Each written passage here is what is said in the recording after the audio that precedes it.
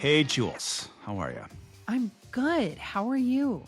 Oh, I'm pretty good. I'm excited about this cocktail. You know, it's funny because before we prepped out this season, I have never heard of this cocktail before.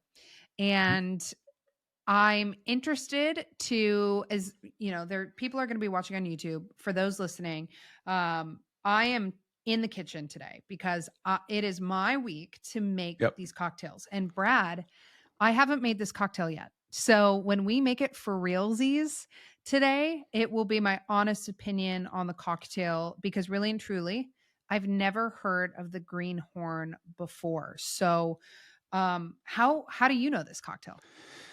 Well, Jules, there's a good reason you haven't heard of the Greenhorn before because the cocktail was only invented in 2022.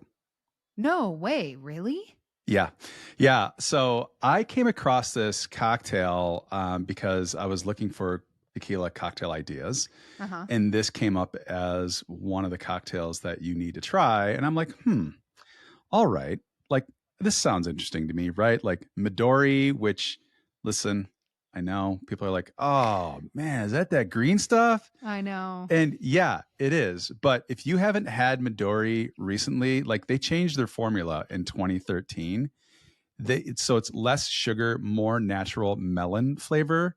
Hmm. I'm telling you, as a person who loves melon just in general, it's delicious. Look at you taking a swig out of the bottle. All right. What do you think?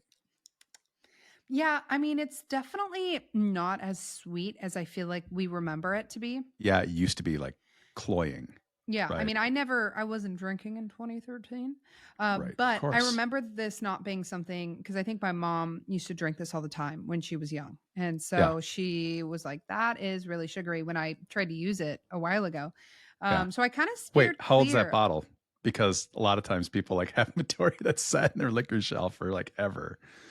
I don't know. Does that I feel mean, recent or did your mom give you that? no, no, no, no. I probably bought this a Okay. year ago.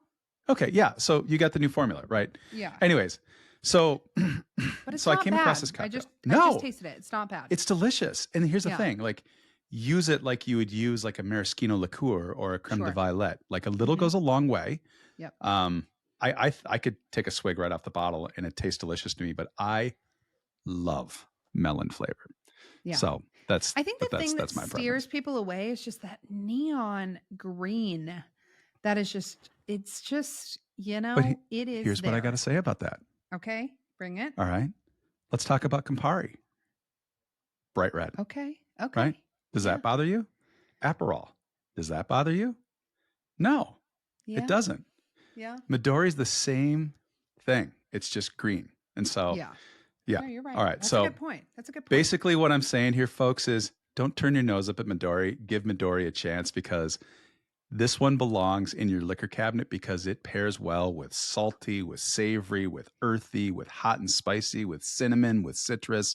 Like this thing is, man, Yeah. Midori's got some moves. So I made it last night, right? Because Hmm. I didn't want to get on here and talk about this having not tried it. I fell in love with this cocktail. Now, Mm. you're going to see this and you're going to be like, oh my God, it's green. And by the book, you garnish it with a green maraschino cherry. I drew the line. I drew the line. I did. Brad, All you right. texted me. You're like, just so you know, it's garnished with a green cherry. And I said, green in all caps, cherry question mark WTF. Where in the world do you even get these? And I texted you back Baking and aisle. I said, that's where I draw the line. That's All right. there's the line right there. Oh It's, no. it's fair enough. It's fair enough. All right. But listen. This is what I read someone quote. I think it was maybe liquor.com. I read this quote Mhm. on. This is a serious cocktail that doesn't take itself too seriously. So put the green cherry in there. And you know what? Everybody knows when no one's looking, you want to know what that green cherry tastes like and you're going to eat it. So It's all true. of you who are listening to this, I know you're thinking that. So just chill. Yeah. get a little jar of green cherries and garnish it with that. I made it last night. I didn't have any green cherries because I went to 3 places and I couldn't find them. No They weren't in the way. baking aisle. And it's like fruitcake season, right? Like they should have Yeah. been there. Right. But then we got this like broke ass grocery store by my house that just never has anything I'm looking for. Anyways, I'm sorry. I don't want to vent on that. So Okay, I ended you're up buying a honeydew melon, and I'm like, well, I'm just going to use melon. And I made some melon balls, and then I cut them in half and like nice. made like a melon curl. And I'm like, Yeah. you know what? Yeah. That belongs there. So Yeah. That you know, works. That works. if the green cherry is absolutely a no go for you, It was then no-go for me. fine. Well, Yeah. and I will say, people are like, okay, this is interesting. I thought you guys wanted to do, this is being released in December. Didn't you guys want to do kind of Christmas? And here's what we thought that would it be perfect Yeah. for. It's green. Yep. You know who else is green? Is Mhm. the Grinch. And I Did thought, somebody say check? yeah, I was like, why don't we make this almost like Grinch themed? Because it is so green. Both of our cocktails are.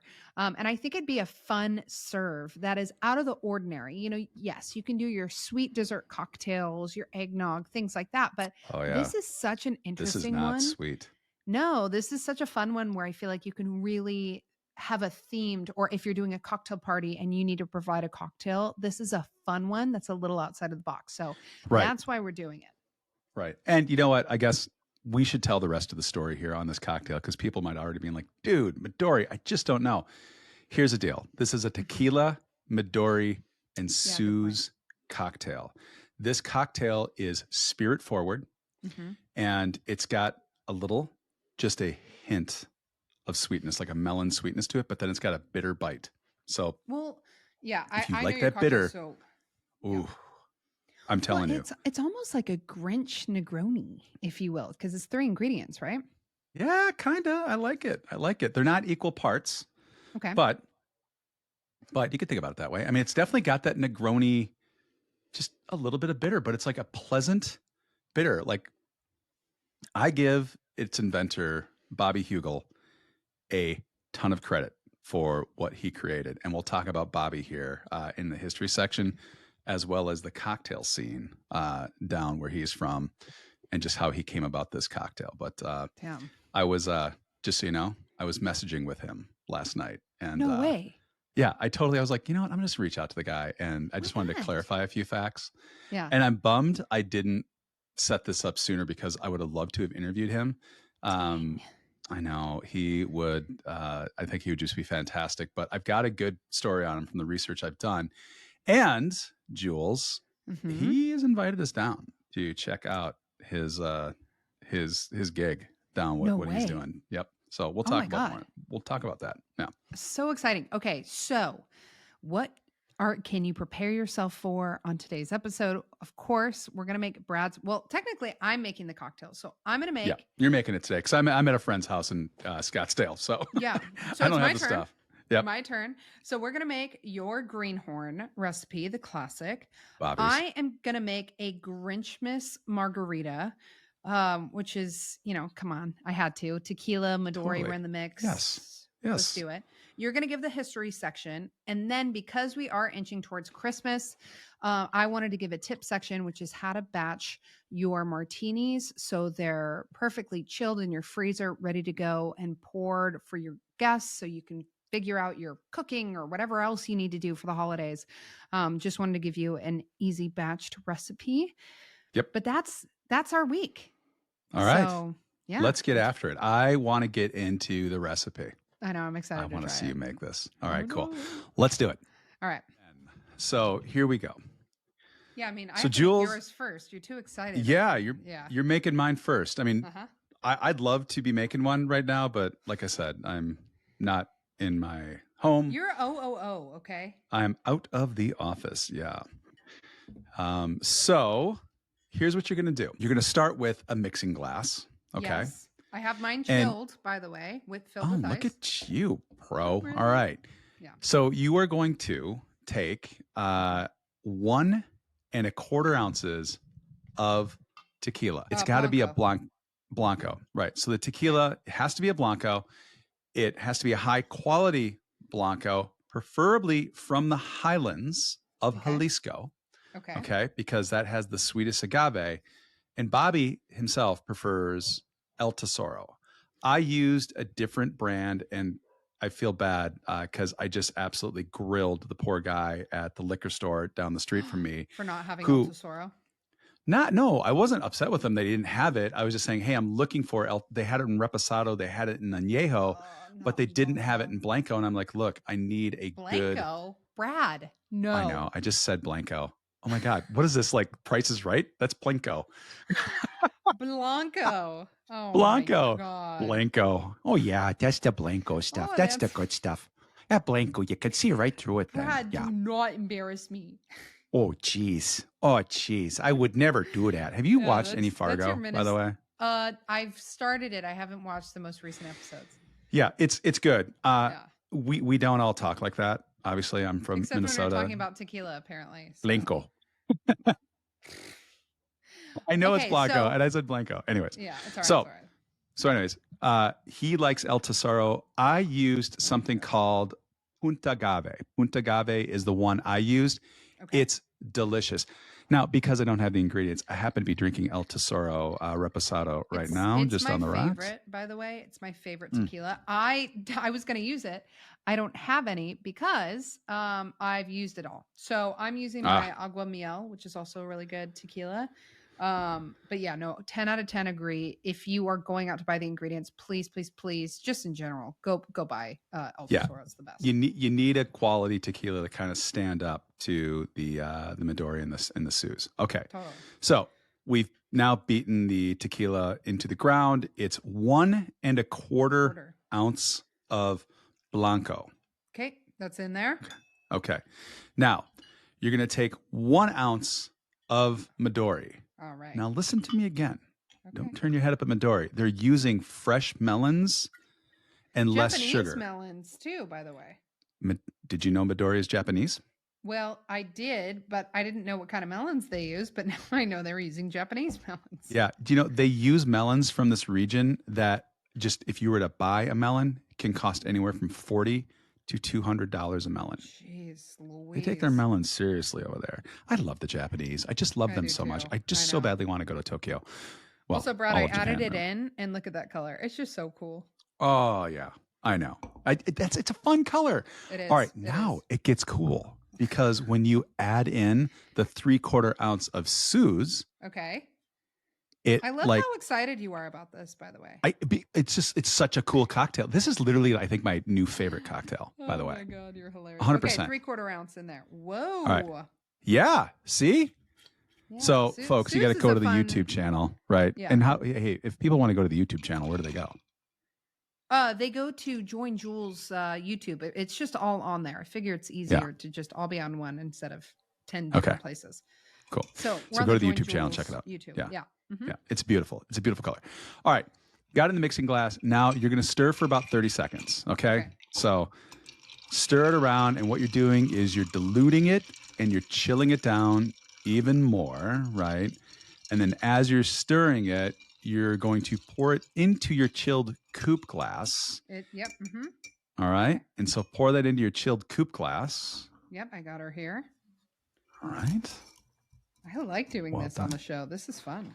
I know. The suspense. Okay, I got my. I'm actually using it's like a little Nick and Nora glass. Yeah. Whoa. And I think a Nick and Nora actually works out great. Oh my gosh, look at that. That's beautiful. That's so cool. It's so Grinchy. It is so Grinchy. Now, you don't have the green cherry, do you? But I have a Luxardo. All right. I know. Sorry. Bobby didn't say Luxardo. Bobby said green cherry. I can't get behind it.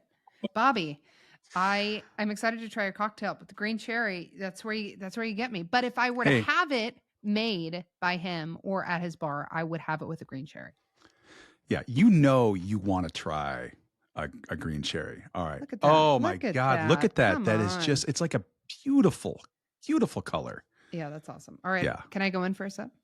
Please do. Oh, I can't wait till you sip this. First time, right? Mm-hmm. Uh-huh. Wow. Wow. I'm pleasantly surprised by that. Yeah. I was floored by it. Wow. Okay. Uh-huh. Yeah. Give it another sip. You do. You need a nice tequila in here. They all meld so nicely. The melon is not as melony as I thought, but it also plays very well with the Suze flavor. I feel like those two marry each other really well. And Mm-hmm. then the standout as well as a great tequila. Because if you have a bad tequila, this isn't going to taste good. So all of it together, it's a really nice combo. I'm Do, impressed. do you know what I love about this guy? Is Hmm. that he made that drink because he wanted people to enjoy it at the bar or something that could be easy enough for them to make at home. Huh, I love that. I mean, this is easy Yeah. to make at home so long as you have good tequila. I would recommend if you don't have good tequila and you're like, what do I make tonight? I don't have time to go to the store and you have bad tequila, don't make this. You need good tequila for this. Yeah. I mean, I'd still give it a shot, but I don't good know, tequila is going to Brad. make a I feel difference. like it really I haven't marries made it with bad well. tequila yet. I know me either. I don't have bad tequila. I've have expensive tequila that I think tastes bad.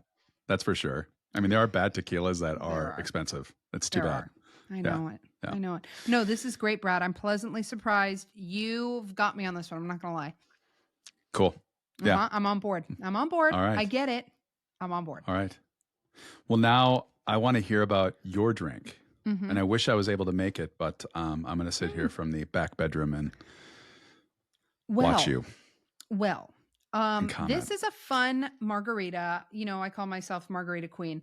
I have used green in a margarita before. I've used it with fresh cucumber juice, and it tastes fantastic. But we're using Midori now, and I'm like, Yep. okay, I want to use green as well. But what can I meld it with that would taste really good? And so I'm doing a riff off of margarita, and I've seen some recipes out there.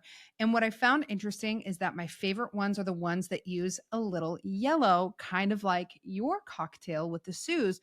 Mine's Mhm. going to be using pineapple juice. And Okay. pineapple, I believe, is a cousin to the melon. Maybe not. I don't know. I haven't checked the family tree, but Yeah. sure. Maybe I'm wrong there. Maybe I'm Well, I wrong mean, there. So don't quote they me on both it. ground fruits. I don't know. Yeah. I I'm don't not know. sure. Anyway, Yeah. but All right. what one thing is true is that melon and pineapple go well together. So we're They using the do. melon liqueur with pineapple juice with like margarita ingredients. So one of the things you can do before, which I have done, is I rimmed my glass halfway with agave and Okay. coconut shavings. Just because, Ooh, you that know, sounds good. and plus, I'm not gonna lie, it is very Christmassy because it looks like snow. Christmas. Christmas is my I love favorite. Christmas. I love it. I love it. So, Oh, once you rim your glass, put it in the freezer and let your cocktail glass, you know, chill. But then to make our cocktail, what we're gonna want to do, I have some pre-juiced lime in here, so we're gonna add 3/4 of an ounce of fresh lime juice. And I don't have exactly 3/4. So I'm going to squeeze all my right. lime juice Right in there. I like right it. on in there. Yep. Okay. 3/4 of an ounce is in there. Put that in our cocktail shaker. Uh-huh. Then we're going to add in 3/4 of an ounce of Midori. Now you can opt for a full ounce. I am a little timid towards Midori even still. Okay. So I do 3/4, but you could do the full quarter. Don't be scared of the Midori. Just give it a good hug. Like just I know. full embrace. I'm telling you. All right. I'm Who embracing gets it. upset with melon? Full ounce. There you go. There you go. And then we're going to do a full ounce of pineapple juice. All right. Pineapple juice. And then I'm only going to add in about a half ounce of orange liqueur. Orange liqueur adds the sweetness to your drink, but you have sweetness from the Midori, which is why I only opted for a half so you can get some of that orange flavor in there and a little bit of sweetness. You got a little Cointreau there? Is that the... I do. All right. My Okay. fave, my favy, worth As investing Neil in. says, it packs a punch. Oh, it's my favorite. And then here's where it gets optional. I'm using mezcal, 1.5 ounces, but you can use Oh, of course. a good tequila. I know. Any way I can sneak a little mezcal, I will. But I also think that the smoky, earthy flavors of mezcal play really well with the Midori and the pineapple It juice. does. Yeah. Midori plays well with earthy. Yes. Mhm. So we have everything in our cocktail shaker. Now we're going to give it a shake. By the way, style points on the cocktail shaker. I'm not a fan of the cobbler shaker, but that is a good looking shaker. That's honestly. And I've had bad cobbler shakers. This one isn't bad. It doesn't leak too much, especially when you pour it. So my problem is like getting the damn top off sometimes. It's like the thing just gets like glued on. Yeah. No, I know. This is my Mackenzie Childs, and it is probably the only cobbler shaker that I like. Yeah. Okay. Now I have my strainer, my fine mesh, and I have, can you see that? Yeah. I can. Yeah. Double strain that puppy. It's just a nice Christmas color. A little Grinchy guy. All right. Nice. And then you can do a couple of different things. You can add in a Luxardo cherry like we did with yours, Brad. And hey, for the heck of it, it could be green. Or you can just smack a little minty on there. There you go. Yeah, slap the mint, right? Yep, slap the mint, slap it around a little bit. Slap it, put it in your drink. Yep. Oh, wow. Come on. Look at that. That looks great. Look at that, right? Dude, all right, that's fantastic. You know what I love about this? Okay, what do we got? How's that taste? Okay, let me tell you something. I've made 2 of these today thus far. One with tequila, one with mezcal. Mezcal, hands down, fantastic. And it plays so well with both the Midori, both the pineapple. It's just that rich, earthy flavor. If you like mezcal with 10 out of 10, recommend doing it with mezcal for sure. Sweet. All right. I'm jazzed. Yeah. Okay. Oh, yeah. I'm going to try that. Now that I'm kind of starting to get on the mezcal bus, right? Like I'm down with that. Look at you double fisting right there. That's awesome. I am so jealous. I'm salivating for that Greenhorn right now. Yeah. All right. Well, let's should we talk about the history on this drink? And really let's talk more about, I think we need to talk about Bobby and his neck of the woods, because I think this needs to go on all of our maps. Yeah, let's do it. I have 2 cocktails, so I'm ready to sit down, relax, and get my history lesson. All right, cool. Let's do it. Sweet. Bradley. Yes.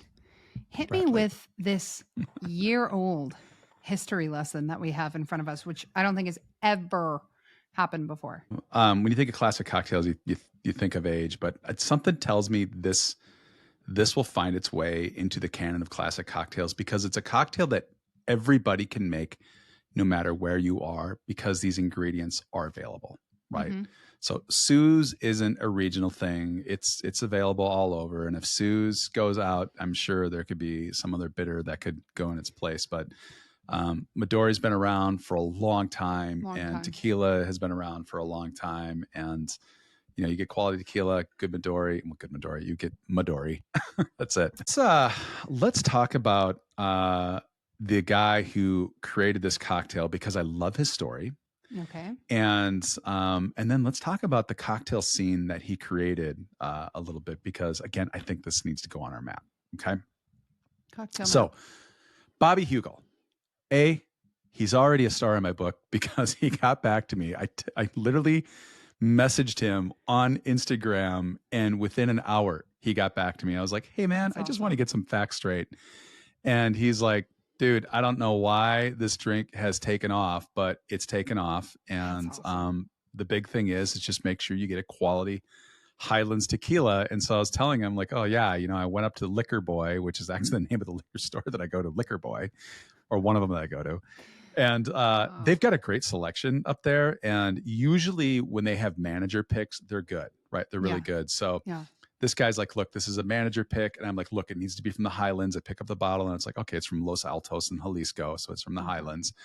And I didn't know that the Highlands region is like prized, right, for their tequila, but it is. And so that makes me even more intrigued with tequila. But he's like, yeah, you got to use a good tequila to stand up to the Midori. And so super great guy, right? Like just super chatty, super engaging. And then of course he's like, look, if you're in, Houston, which I'll tell you a little bit more about the Houston cocktail scene, you gotta look me up. So awesome. We are we'll talk about this in a second, because I've got some things I want to run past you here. All right. Okay. So Bobby, He, for starters, he is considered to have been or is the architect of Houston's cocktail scene. Whoa. Yeah. So he has that kind of cred. Yeah. Now, here's the great thing about him. He worked at clubs and restaurants when he was paying his way through college. Sure. And so during this time, he acquired an appreciation for fresh ingredients Mm-hmm. and then started bartending to take a break after grad school and was creating cocktails and developed a bit of a loyal following. Okay. Sure. And while he was doing this, he set a goal to one day open up his own place, which he did back in 2009. He opened up the Anvil Bar, and it might have been the Anvil Bar and Refuge. Now there's two different places. It's called Anvil and there's Refuge. Okay. So just bear with me that this is a while ago, 2009. He opened up this place, and it went gangbusters. Now, it's important that I tell you that he opened up Anvil Bar and Refuge with really kind of three things. And I'm sure Bobby would tell you more, maybe it's less, but what I could glean was he had this appreciation for fresh ingredients. Sounds familiar. Mm-hmm. He had this growing knowledge base for classic cocktails, an appreciation for classic cocktails. And I guess he armed himself with all kinds of, history books and whatnot. Sounds familiar. And he also had this concept that he wanted to create a bar. Back then in 2009, everything was like speakeasy this and speakeasy that because we were going through the cocktail revolution, right? Mm-hmm. Like in this predates you when you were in the cocktail scene.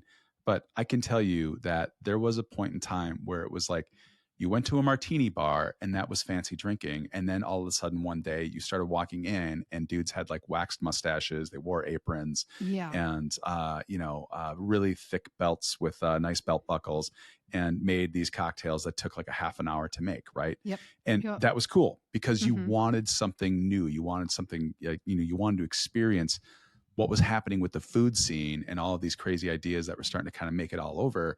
You wanted to see that in a cocktail. Uh-huh. And he wanted that, but he's like, I just kind of want something that's a little bit more inviting than a speakeasy. So he wanted like this open concept. And I guess this concept just took off. That's And awesome. then after that, he formed this co-op group with some others, and they opened up several more bars in the Houston area. Now, of the, I think 4 or 5 bars that they opened up, one or two might be around still, and he owns Anvil, and then they opened up another place called Refuge. He Mm-hmm. invented this cocktail in May of 2022 at the Refuge. Okay. Okay. Now, David Wondrich, you've heard me say that name before, right? I think so. Okay. He is a renowned cocktail historian, and he has said that there is no finer bar than the Anvil in Houston, Texas. You'll never Okay. find a finer drink, I should say, than you would Aw. at the Anvil in Houston, Texas. So it's got that kind of street cred, which when you think about like, okay, well, you just said Houston cocktail scene, like there's a cocktail scene in Houston. Like you wouldn't think that that's where a typical cocktail scene Right. might show up. And I would say true. You might not think of Houston as being some place that has a cocktail scene. You might not think of Minneapolis as having a food scene. But here's the thing, like good restaurants and good bars can pop up anywhere. All you need is a little bit of momentum, which is Right. exactly what he built with this Anvil Bar. And so the sad thing is that, LA, I don't even know if LA you consider a cocktail scene. I'm sure they do, but San Francisco, New York, Yeah, definitely. Paris, London, like you think of that like, oh, well, those are the cocktail scenes. And so you might dismiss some of these smaller markets, which is actually kind of sad because why couldn't you take somebody who is just as creative and open up an amazing bar or come up with an amazing concept that creates a whole momentum, right, in Right. another part of the country? One, the benefit of that is it's not going to be as expensive as it would be if you're up in like New York drinking. Uh-huh. But two, it's probably going to be a little bit more fun because it's like, you know what? It's just not as stuffy. And I'm not saying New York bars and San Francisco bars and Paris bars and London bars are stuffy. There's definitely a lot of fun bars that are out there, but it just feels like it would be more fun. Like I remember in Minneapolis and less when expensive. exactly. And that's the key. Yeah. Like, I mean, you know what? I don't feel like a cocktail needs to cost $20. Oh my Sorry. God. Tell me Which is about it. why we should all be learning how to make great cocktails, When because I spend $20 on a Negroni, that's 3 ingredients, equal parts, and they're using basic shit. I'm like, are yeah, you like, kidding me? how can you possibly blow my mind on a Negroni Right. for Right. $20? Right? Right. I Yes. can My remember point in exactly. college when I would go out and I had $10 and I would start an animal hour and it was 25 cents a drink, and I would drink Shut my up. face off and That's like ride awesome. that into into the Jesus. evening. That's fantastic. 25 cents? 25 cents a drink. I mean, we're talking this is like Jeez. 1996. Jesus. That's insane. But yeah, no, Brad, I'm totally with you on that. Like they Yeah. don't need to be that ridiculously priced, and B, at a certain point, if you're making a classic, are you really going to wow me with some ingredients that are imported from XYZ? I mean, Yeah. probably not. I'm going to speak a little out of school here, but I believe what I'm about to say. Mm-hmm. And that is, you know, the Michelin star rating system, right, for restaurants? Yes. Okay. They won't give restaurants in Minneapolis a Michelin star. Okay. So you're like, okay, big deal. So what? But just think about that for a second. How jacked up is that? You know, you won't give a place outside of Chicago, Boston, New York, San Francisco, like, you won't give them a Michelin star. Why? Because of where they're located? Yeah. So you mean to tell me that they can't make as excellent of, a dish that Yeah. you would enjoy or an experience? Like, I have been to restaurants in Minneapolis. The food scene here in Minneapolis is unreal, It's right? booming. Yeah. It's unreal. And I am in restaurants that I'm literally like, I've had a better meal in some of the restaurants in Minneapolis. I was at this place called Billy's Sushi last week.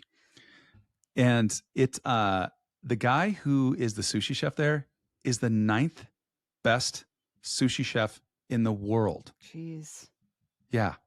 Well, So no, I'm come at serious. I me do think, yeah. I mean, with your rules, yeah, right? it's BS, and I think, I think what's important is experience, and it sounds like, it doesn't really matter where you're located. What matters is the experience you're bringing, the quality you're bringing, because at the end of the day, I feel like people now with social media, people are traveling almost anywhere. So, but like for me, I travel for food and drink. So, Yeah. finding these really cool niche places that are really inventive using cool ingredients. To me, it doesn't matter these like, oh, it has to be from this place anymore. Like you can Yeah. really branch out. And so that's really fun, especially with what he's doing in Houston. Yeah. That's Well, so awesome. here's, when I travel, right? I mean, I will go and I will search before I go to any city, and I will Hmm. say, all right, give me the best places to get a cocktail in wherever. So like, I was in Yeah, Denver and I stopped at a place called the Cruise Room in Denver, sure. which, if you're ever in Denver, you need to Go to go the to the cruise Cruise Room. room. It Yeah. is the coolest bar in this beautiful hotel right downtown, kind of, not too far from the baseball field. Hmm. And the it's art deco, and it's this beautiful red color when you walk in, mirrors and art deco, and then like the cocktails that they make are fantastic. Yeah. Fantastic little riffs on classic cocktails, which probably sounds familiar to you. And then what's really cool is they've got a haunted, like, in the basement there's haunted bathrooms. That's awesome. And they'll That's tell you some awesome. stories and you're like, "Ee." Yeah, But I'm out. like, and I found that place because I like just started doing my research. Now, when I do research on any cocktail bars that I want to go check out, if it's like Yelp, like, I'll just throw Yelp out right away because I feel like that's ransomware. Like, it's a I pay to play agree. model. Yeah. I And agree. then people Yeah. like, well, terrorists will come after you on Yelp and just try to tank you. Yeah. And so, like, Yeah. I'm out on Yelp. I But like what I using do look, Eater a lot. oh, you use Eater? Okay. Yeah. Well, I've seen Eater before, and I'll also, like, so I'll look at first of all, I'll look at a couple of different write ups, and I'll start to cross reference. Okay, like, Hmm. what keeps getting mentioned, right? Hmm. Hmm. And then I'll start to look at the reviews, and then I'll start to review the reviews, and I'll look back across like the last 6 months to a year just to see Yes. what's the trend in the reviews. Yes. Yep. And if the trend is like generally positive, it's like, okay, well then I'm going there. Yeah. I won't go to some place that's 4 point or less than 4.5 stars. So it's 4.4 I know. maybe, but probably not. It's got to Sometimes be the 4.5 stars. 4.3s that, and you're talking on Google, right? Yeah.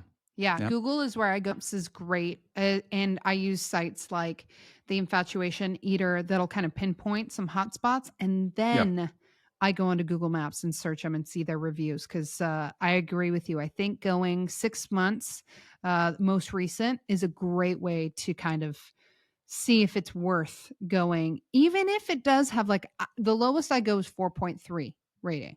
Okay. Yeah, I might go to a 4.3. I mean, if I can't find anything. So like, Yeah. I've been to Boston right. And it's like, I'm trying to find a restaurant that's like good for me and my client that I'm going to go out to dinner for. And it's like, oh geez, it's like, all right, can't find any 4.5s, 4.4s, 4.3s, Right. So, Right. but then again, I mean, I'll still like, I always go back and I scroll backwards and just kind of see what the ratings are. So anyways, so all of that to say that I checked out the restaurant group or the bar group that Bobby's new organization has. And so you've got Anvil, which is 4.6 stars. Everything has been beautiful. Like everything that I've read has been beautiful about that place. You've got the Refuge, which is where this drink was invented not that long ago, 4.6 stars. Okay. You've got Theodore Rex, 4.7 stars. Squabble, 4.6 stars. And then Better Luck Tomorrow, 4.5 stars. All in Houston. So all in Houston. And Houston's got a cocktail scene that is happening right now, which I guess pre-2009, they didn't have a cocktail scene, right? Like it was just not a lot going on in Houston when it came to cocktails. Sure. Yeah, absolutely. So now there's this cocktail scene thanks to our boy, Bobby Heugle.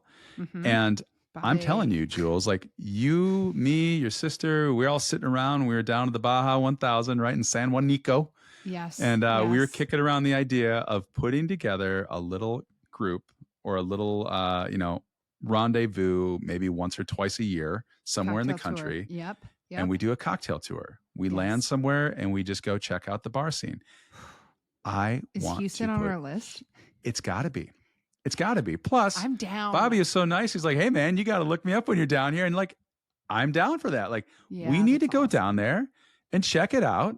And like, I'm telling you, we need to bring the good word back to the folks who like are interested. I think what a cool thing to do. Like travel around the country and just check out cool cocktail bars. Yeah. Well, and I think too, Bobby did such a good job that you're going to want to go and meet him and try his cocktail. But the beautiful thing of it is that you can make this at home. So, it's cool to do both. And if it's in Houston, that's not that far. And let me tell you something. I love Texas. I love it. Oh, I love Texas. Yeah. Man, I love Texas. So yeah, the people are so nice. The people are so nice. Right. I know. Oh, yeah. So twist my arm. All right. Well, I'll go.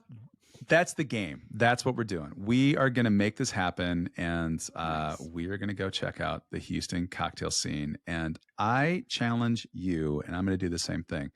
Everywhere I go, I am going to find a place to take a picture of a cocktail bar, and I'm going to find that cocktail bar, and I'm going to put it up. So I think you and I need to start doing that. Yeah. So if you want to go on my Join Jules, I've started a Join Jules in Google Maps list. Oh, look at you. Yeah. Okay. Yeah. So every time I go somewhere, I put it on my Google Maps list. But what we could do, Brad, is whenever we travel together, we can start an art of drinking. Wait, you know what I just thought about? What? We should start an art of drinking map where it's cocktail bars that we've talked about, Harry's in Paris. Yep. This cocktail bar in Houston. Every cocktail bar we talk about and or visit, it's going to be on our map. I think it's got to be cocktail bars that we visit personally, or trusted resources. I've been to Harry's. Yeah. So now we need to develop a rubric, right? To like, how do we grade these bars? Yeah. And we need to come up with like a. You know what? That's just it. That's the hatch. You have all heard the birth of an idea. We're coming up with a rubric. and we are going to get a few trusted field resources who are Yep. going to experience bars, and that's what we need to do. We need to That's start awesome. reporting on where to go get drinks around this country. That's awesome. Yep, let's do it. I love right. sipping along the way. And hey, when we can't, we'll drink them on the podcast. There you go. Mm-hmm. All right. Well, cool, Brad. 2022. That was last year. Funny Yeah. that this cocktail is taking off. I feel like when you invent a cocktail, because there's been some that I would call originals, even on my end, Yeah. where you don't know if people will like them. And, working on in a cocktail bar and being as influential as a lot of bartenders are this day and age, I feel like you never know. You never know what your name is going to stick on. So for him to have this cocktail is so cool. And I agree. I can see it being a classic. It's Yeah. a booze forward, stiff drink that's really nice, really balanced. I'm still sipping on it. You do. You want to lightly sip on it. I think it's great. Yeah. Well, hopefully the Applejack Old Fashioned and your Applejack Martini, which is haunting, Yeah. makes it into the classic cocktail run. So Yeah. Hey, you know what? Anything can happen. anything can happen. All right. I want to hear tips. Cool. All right. Let's Okay. Tip section. Tip time. We're keeping it simple, easy, and fun. This tip section is for freezer door cocktails. We're nearing the holidays. You're going to be hosting. I love making cocktails for my guests. Sometimes it is a chore or you're stuck also cooking and doing cocktails and you just want an easy fix. Yep. Here's what I got for you. Freezer door cocktails are fantastic to make. Now you can make them one of two ways. You can grab a vessel or you can grab your spirit and you can not discard, but you can pour out some of your spirit, save it for later or drink it right then and there. And you can pour it Depends back. on who's coming over. Right. Let's be real here. But you can use that actual bottle and keep the liquid in there. There's just more math doing it that way. So what I'm going to show you how to do is make a batched martini. Now, like I was saying, I've used a decanter. People have not loved that because it's glass, but I use the thick bourbon decanter. So they're not going to break by any means. Yeah. But you can also use like a pitcher vessel or whatever it is. Just know that you're going to want to put this in the freezer. So to make batch martinis, what I like to do is I like to add 12 ounces of gin. So I have this 4 Pillars olive leaf gin. I meant to try that when I was there. Okay. It's fantastic. And it's great for a martini. So get a nice quality gin. And what you're going to want to do is add about 12 ounces of gin. I like to add 6 ounces of a dry vermouth. One of my really good friends, Drinks by Evie, she just came out with her own line of vermouths with Drink Veso Spirits out of San Francisco. And she designed it specifically for martinis. So it's a great vermouth. Another easily available, that's one of my faves, is Lo-Fi vermouths. So 6 ounces of dry vermouth, 3 ounces of olive brine, and then 3 ounces of filtered water. Because if you're making batched freezer door cocktails, you want dilution in your drink because you're not going to be stirring these in a mixing glass to get that dilution that you would normally. So I like to add in the filtered water. From there, put it in your freezer, let it hang. And then all you have to do is pour about 3 to 4 ounces into your Nick and Nora, your coupe glasses, your martini, and just serve it like that with olives or a lemon peel, whatever it is. Ooh, I like it. You have them ready to go. And it really is such a fun and easy tip/trick to easy hosting, especially this holiday season. So you can do that with martini, old fashioned, Manhattans, really those classic, a Negroni. I do a Negroni all the time. So just do the math, know how many people you're serving, and then kind of, if you know the one serving of the cocktail, multiply that how many by ounces that is. Yeah. Yep. So there you go. Just multiply it up. All right. There's your tip. Good tip, Jules. I'm doing it. We've talked about a lot of cocktails here over the last couple of episodes that all would be great batchers. Yeah. So, hey, Brad, do we add this one to the mix? I would batch that up. I'd batch the Greenhorn. Yeah. Cool. Well, Jules, that was fun. That was fun. Hey, Merry Christmas, huh? Merry Christmas to you. Jeez Louise. Yeah, jeez Louise. And Happy New Year. Yeah, Happy New Year then. Okay. There you go. Yeah. All Yeah, right. make sure it's a good one. Okay. Health and prosperity. Have a Yeah. cocktail. Yeah. I'm going to take a sip right now. Cheers. Cheers.